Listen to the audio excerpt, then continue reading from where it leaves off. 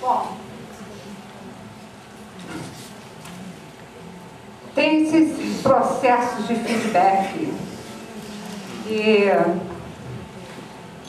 isso é extremamente importante. Pô, eu estou na frente, né? Vocês estão enxergando? Estou na frente? Não? Tá bom. Só estou um pouquinho na frente. Tá bom? Tá. Então, esses sistemas complexos adaptativos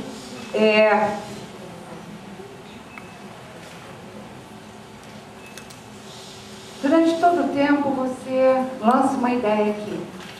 Aí a ideia salta de um para o outro e ela é aceita. Aí pinta uma outra ideia aqui, um outro centro atrator aqui, ela vai saltando, mas ela saltou 2 caras e morreu lá. E outra ideia ali, salta mais 2 pessoas e morre lá. E aí de repente pinta uma outra 10ª ideia ali no canto e essa ideia reverbera. Reverbera pelo sistema inteiro e quando ela reverbera, ela é adotada. Aí o sistema se coloca num determinado estado, uma determinada forma, um determinado esquemata.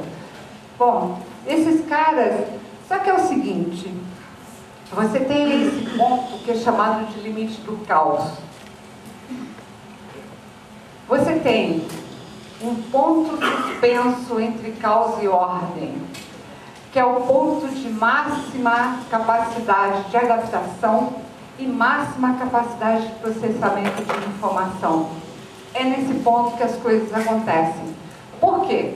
Se você cai para o caos, fica uma zona e nada acontece. Se você cai para a ordem, o sistema cristaliza numa ordem e também nada acontece. Então você tem que estar sempre no limite do caos. Por um lado, você tem que ter um sistema razoavelmente estável para que ele se mantenha, mas ao mesmo tempo você tem que ter um sistema aberto o suficiente para que novas ideias circulem, porque senão ele vai cristalizar e vai acabar, não tem como. Então este ponto de equilíbrio do sistema é tremendamente importante. E se a gente para pensar, nossas vidas acontecem o tempo todo no limite do caos. Não só a vida coletiva, mas as nossas vidas individuais, elas acontecem e têm seu melhor ponto no limite do caos. Vamos à rede social. A comunicação é o elemento central. Vocês concordam com isso? Isso daqui é do Capra, quem tiver, do livro As Conexões Ocultas. Então, o que a gente tem? Durante todo o tempo, as comunicações rolam e acabam produzindo um sistema comum de crenças e de significados. Alguém aqui participa da escola de redes? Uma boa parte. Para quem não participa, a Escola de Redes é uma comunidade virtual onde estão lá reunidos todo mundo que estuda redes.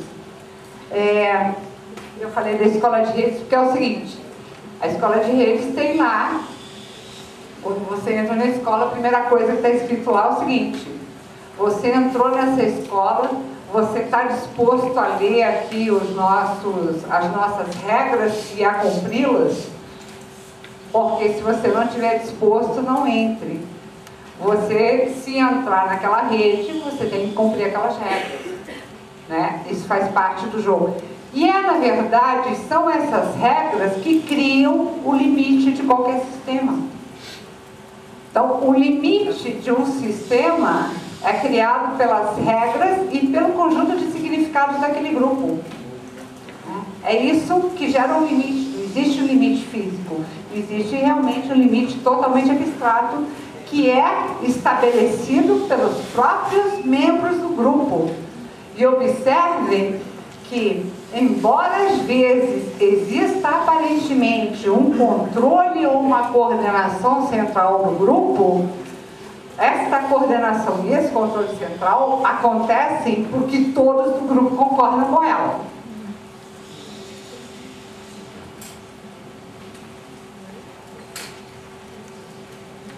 Bom, Isso é, então, autorregulação sistema. Essa identidade que a gente cria com significados, regras e pressupostos e que todo mundo segue. Vou dar um exemplo disso. Há uns anos atrás, uma amiga chegou para mim e disse assim, estava super chateada porque a prima dela ia casar, ia ser um casamento muito chique, e ela ia ter que comprar roupa para ela e para o filho, e fazer maior gasto para ir lá na festa, não sei o quê. Aí eu perguntei, por que você vai? Se é tão incômodo assim, está tão chato, por que você vai? Ah, mas imagina, eu não posso deixar de ir, mas vou arrumar a maior confusão, etc e tal. Bom, então vá. Mas eu não estou a fim de ir, que eu tenho... Bom, então fica. Não posso. Ah, ok.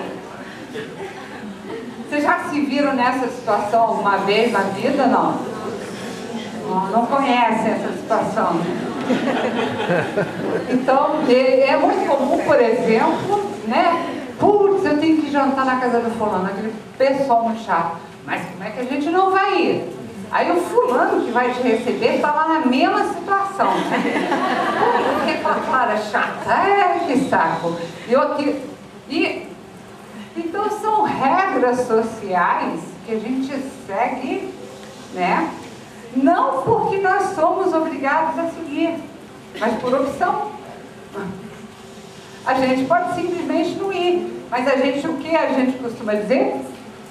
A sociedade te obriga. Não é isso? Sociedade não obriga ninguém, gente. Sociedade nem existe, é um pensamento abstrato, né? A gente faz as nossas opções, né? Então eu pergunto, por que vocês trabalham numa empresa se vocês não gostam? Eu sou obrigado. Eu tenho que pagar minhas contas, não é isso? Vocês vão responder? Aí eu vou dizer assim, como assim, gente? Pô, vai viver lá no meio do mato, vai viver uma vida de índio, tem um monte de alternativa. Ninguém é obrigado. Na minha percepção, na minha particular percepção, cada ser humano tem o controle da sua vida. E cada ser humano faz as suas opções. E é isso que nos define. Não existe algo que aconteça fora de nós mesmos. Isso é minha percepção, tá? É como enxergo. Bom, ao mesmo tempo que a gente conversa, cria significados e cultura e etc e tal, a gente também, a rede também gera bens e artefatos materiais que são intercambiados pelas pessoas da rede. Agora eu pergunto, o que neste mundo não é resultado da rede?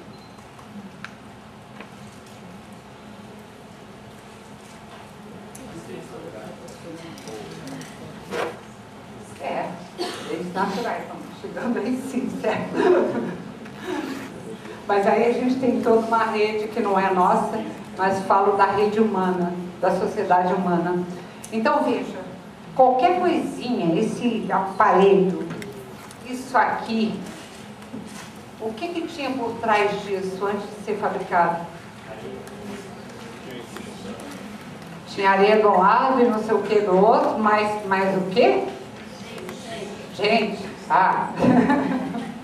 gente que pensou em juntar areia, fazer isso, blá blá blá. Tudo, absolutamente tudo que nós temos nessa sociedade, no nosso mundo, é produto de uma rede de pessoas.